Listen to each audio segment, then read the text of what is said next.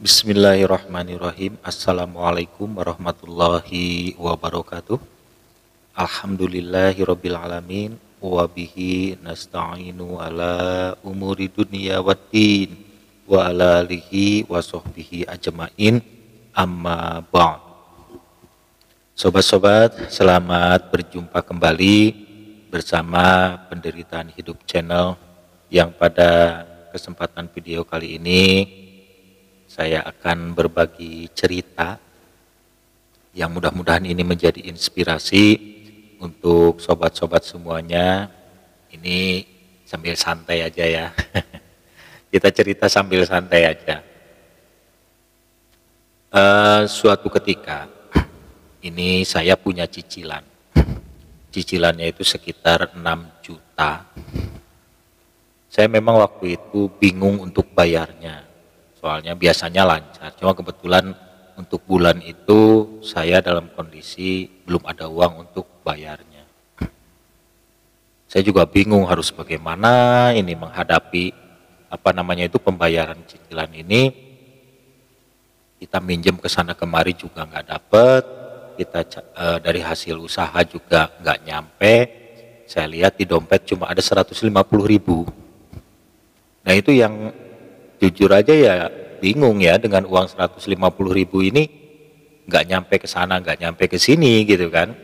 Saya berdoa terus, ya Allah bagaimana caranya supaya saya bisa dapat uang untuk membayar cicilan. Nah alhamdulillah waktu itu saya ada terbersit di pikiran saya, nekat gitu kan. Pikiran saya itu dengan uang yang ada ini 150, lah untuk apa gitu. Dibayarkan cicilan ya kurangnya masih banyak. Terus seandainya ini didiamkan juga uang nantinya bakal habis atau hilang lagi, kepake itu kepake ini. Akhirnya kebetulan waktu itu Jumat, jadi saya Jumatan, nekat uangnya saya masukkan ke dalam kotak amal yang ada di masjid. Nah yang ada di masjid itu kotak amal, saya masukkan 150.000. Sebelum memasukkan saya berbicara di dalam hati, ya Allah saya niat tolak bala. Bahasa ininya seperti itu. Ya Allah saya niat tolak bala, ya Allah. Bismillahirrahmanirrahim, dengan sedekah ini mudah-mudahan saya dibebaskan dari bala bencana.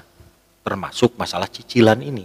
Karena ini juga kalau sampai tidak dibayar ya bisa jadi bala bencana gitu kan bagi diri saya.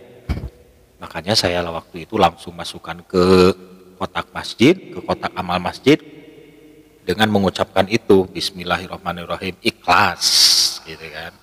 Waktu itu nekat. Bahkan ya saudara saya, teman-teman saya pun sampai lagi piye Thomas mas kan. Lah sampean kan lagi butuh uang, lah uang malah disodakokan. Sodako itu kalau mampu. Sodako itu kalau seandainya sampean mampu baru sodako. Kalau ini aja sampean masih kurang. Lah sampean malah disodakokan. Lah saya kan bingung gitu. Waktu itu ya uang 150.000 nyampe kemana gitu kan. Dibayarkan cicilan masih kurang jauh. Terus ditaruh di dompet aja sebentar-sebentar juga bakal hilang karena kepake itu kepake inilah. Terus daripada gitu ya sudah saya taruh di kotak amal masjid gitu kan.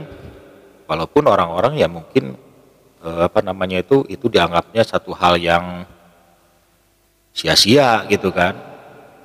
Mereka berteorinya kan gini, kalau misalnya sodako itu harus kita dalam kondisi mampu. Kalau tidak mampu ya sodako apa, untuk diri kita aja kurang katanya.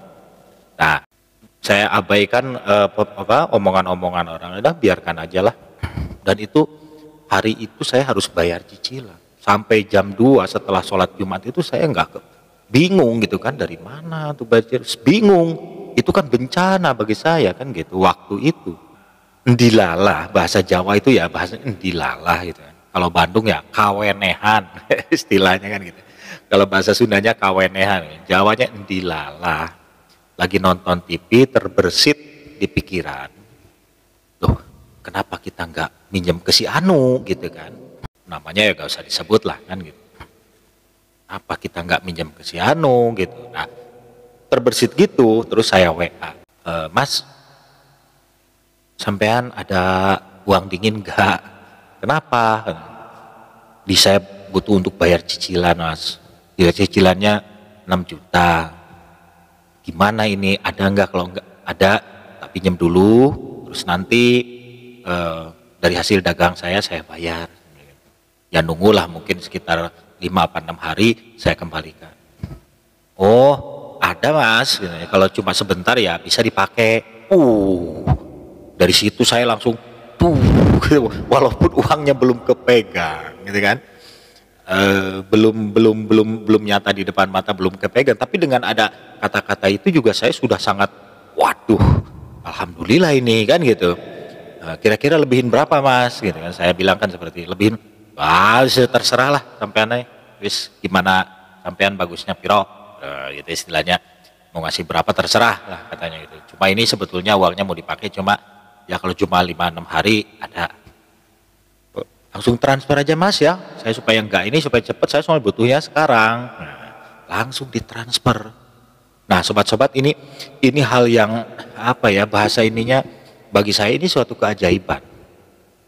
Tapi ya saya juga tidak hanya sekedar faktor, mungkin ya faktor sodako, tapi saya juga berpikir bukan hanya sekedar faktor sodako saja gitu kan. Mungkin ini ada hal lain, karena saya juga kan rutin membaca karomahnya Al-Fatihah ya, surah Al-Fatihah gitu kan, untuk mendatangkan uang dari mana saja sumbernya. Ini mungkin salah satunya, gitu kan. Nah di video saya yang sebelum ini itu kan saya membagikan ilmu karomah Fatihah ini untuk mendatangkan uang. Nah saya juga setiap hari itu diamalkan oleh saya selama saya butuh. Tapi kalau misalnya tidak membutuhkan dalam artian untuk yang darurat, saya enggak gitu. Saya menjalankan usaha aja. Tapi kalau pas kebetulan saya waktu itu darurat, ya selalu membaca amalan ini. Nah mungkin ini juga salah satu bentuk ijabah Allah atas doa-doa saya yang sebelum-sebelumnya. Mungkin juga faktor sodakoh yang ekstrim. Sodakoh yang ekstrim itu uang segitu-gitunya lah malah dimasukin ke kotak amal. Kita juga lagi butuh, kita juga lagi tertekan, tapi Gusti Allah punya cara lain.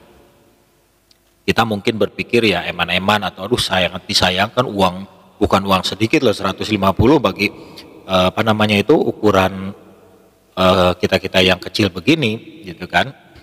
Tapi ya alhamdulillah, karena nekatnya saya ini, walaupun dianggap oleh teman saya wah wis nggak waras, tapi ya alhamdulillah ternyata Gusti Allah di balik itu semua memberikan bantuan kepada saya, walaupun itu pun minjem, tapi minimalnya ada, gitu kan.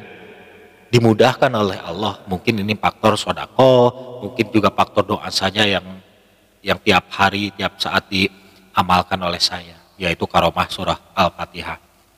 Nah ini menjadi sebuah inspirasi buat sobat-sobat semuanya, dan saya sebetulnya keajaiban-keajaiban itu sering menemukan atau mendapatkan keajaiban-keajaiban dari Allah Subhanahu wa taala. Ini salah satunya. Tapi hal ini saya juga menghimbau kepada sobat-sobat jangan sampai meniru ini gitu kan. Ini harus mental dan keimanannya yang sangat luar biasa dulu, jangan sampai itu juga begitu, kita juga nyoba, yang niru tuh biasanya enggak. Biasanya kan gitu, karena dapat rezeki, wah saya niru gini, ternyata enggak, nanti nyalahin saya lagi gitu kan yang cerita. Ternyata keajaiban Allah itu ada. Nah sobat-sobat jangan meniru, kalau misalnya mau meniru ya silahkan, tapi harus ikhlas gitu kan. Nah ini sekedar cerita aja lur, sambil santai sore-sore. Sobat-sobat semuanya, Anda telah menonton dari awal sampai akhir, mudah-mudahan ini video bermanfaat untuk Anda sebagai inspirasi dan motivasi. Demikian saja, jangan lupa like, comment, and share, dan subscribe video saya ini. Terima kasih. Wassalamualaikum warahmatullahi wabarakatuh.